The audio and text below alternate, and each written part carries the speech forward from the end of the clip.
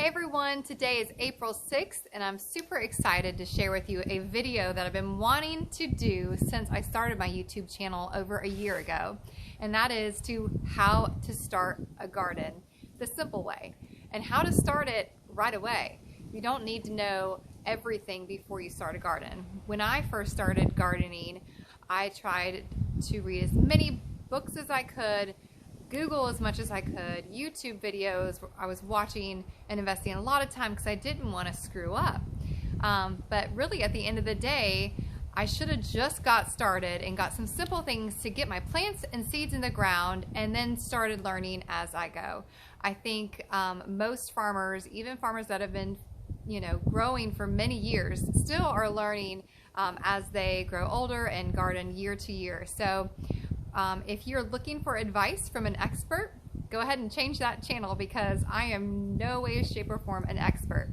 But I have been able to maintain a beautiful garden for over 6 years now, and I continue to learn every day. So I want to be able to inspire you guys and not overwhelm you with all the technicalities of gardening in one video. So basically what I'm giving you today is a list of things to talk to your family about. As far as the goals of your garden and how you're going to garden. And the other thing I'm going to talk about today is what you're actually going to need to start your garden. So then you can kind of grasp the idea of how simple starting, just getting that start of a garden in your backyard is going to be. I don't want to discourage you with all the technicalities of gardening. As long as you can get the items that you need to start your garden and fertilize every couple weeks and make sure you're watering it and make sure you're walking through your garden and making sure that you don't have any pests or diseases coming on, you are going to be fine.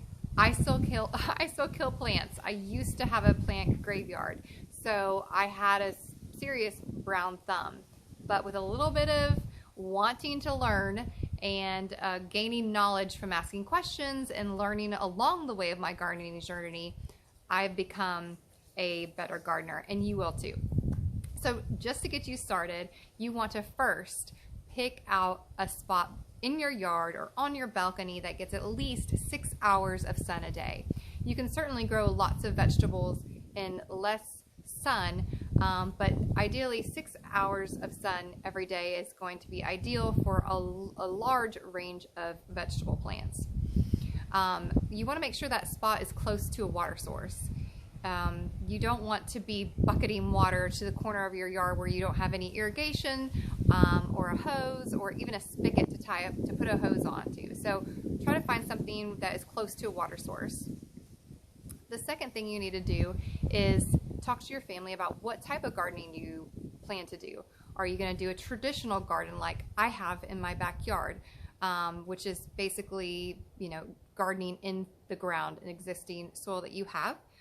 Or are you going to do a raised bed, which is costly? You have to have tools, you have to have lumber and different things to build that up. So you got to really think, do I have the muscles at home to do that? Do we have the finances to build raised beds? Or do we have things in the yard that we can actually use as a raised bed? There's another way of gardening, which is container gardening, which is very easy to do. We do have some container garden some containers in our garden that we do garden with, and a lot of them we have picked up on the side of the road. We've got this really awesome water trough that was just rusty and had a hole in the bottom, and my husband brought it home, and we can grow a lot of food in that old rusty water trough. So anything that can hold soil in it, a 5-gallon bucket from Lowe's or Home Depot, any type of buckets or containers that you have on your property that you can just drill holes in, as long as you have proper drainage, you can grow food in those containers. So even old tires, you can literally throw soil in and grow food out of. So think about those different ways of gardening. I can tell you container and raised bed, you are a lot easier because you do have a little more control over what you're doing and what you're putting into your soil, whereas traditional garden like I have such a huge garden, it would have been really expensive to build as many raised beds as I would have liked for our particular garden. Plus my husband's a builder, and if it's not treated lumber that's going to last forever, we're not putting it, it's not going to go in the garden. So we're trying to do everything natural as possible here.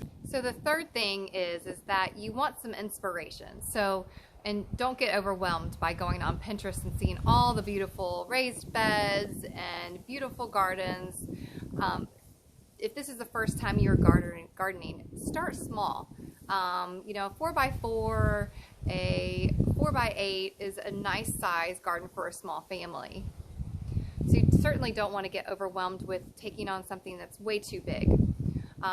So go online, look at some pictures, look up square foot gardening. That is a really great resource to know how far and how much space you need to have for each plant for your garden. So look up pictures, kind of get an idea of what you want to do for your garden.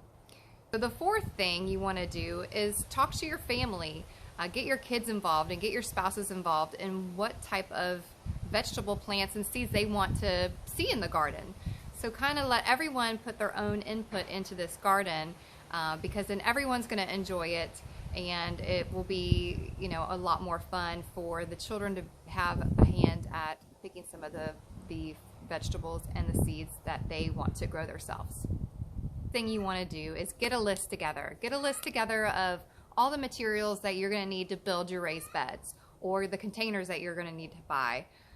If you're doing traditional gardening, you're going to want to get a soil test and take it down to your local ag center to find out what you're going to need to amend that soil with. What we've done here is we have dug ditches, put in soil and compost and mushroom compost and our own compost, and kind of mixed it in, and we have had success with that. A lot of people will put cardboard down on their existing ground and then dump their soil right on top of it and raise their beds up, which works fine as well. So gather all the material list that you need for those raised beds or containers. The next thing you want to do is make sure you're buying garden soil. You want to make sure you have compost on that list. You want to have fertilizer on that list and some type of pesticide that will allow you to spray your plants if you need to. If you notice that something is munching on your leaves or your fruit, you definitely want to have that on hand in case. I use neem oil on all my plants. Typically in the warmer months is when I have to use it every 7 days. If not, we'll have bugs all over our plants. And if you go away for a few days and you don't know that you have bugs on your plants, you could lose your plants, your fruit, your hard work that you put into your garden. So be prepared and go ahead and buy that now. So now that you have all those materials that you need, of course, all you have left is your plants and your seeds. So you can get all that in one trip, come home, start gardening, and you are prepared to start your own garden with no knowledge whatsoever. I definitely encourage you to go back and watch some of my garden tours.